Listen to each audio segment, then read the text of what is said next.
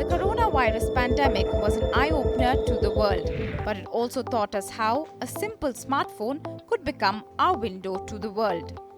Edtech startups were quick to spot the opportunity. Soon, there was a clamor to equip every Indian student with either a smartphone or a laptop. Many working professionals too turned to online education to upgrade their skills.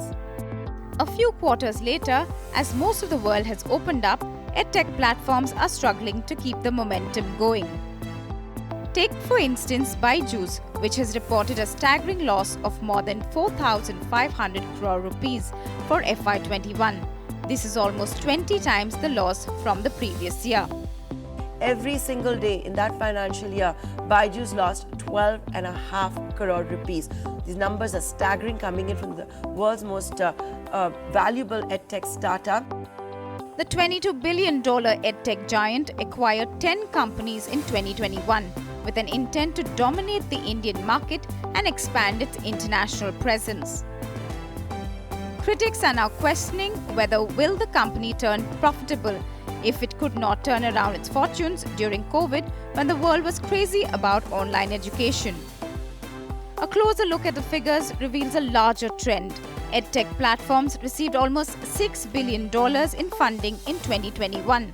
This year, that figure has shrunk to a mere $2 billion. And performance pressures is beginning to take its toll, with widespread layoffs in the industry.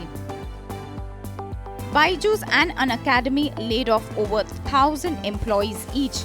Unacademy shut down its K-12 businesses.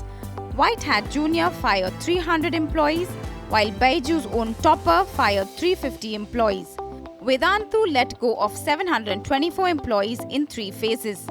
It is understood that edtech platforms accounted for almost 30% of the layoffs in the startup ecosystem this year. Education is not a business which requires significant amount of capital to continue the growth trajectory. I think education businesses are a business where you get paid by the learner upfront and you go through the journey over a period of time. But all is not lost, with online education market expected to be worth $5 billion by 2025, and edtech platforms are also entering the offline education space. Byju, which acquired Akash in April 2021, recently launched tuition centers across India.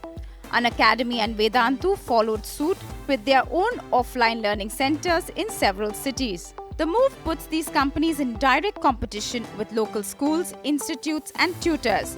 But many students find this mix of online and offline quite helpful too. The edtech platforms have also drawn government's attention. A new regulatory policy is expected anytime soon, as many complained of misleading advertisements and delays in fee refunds.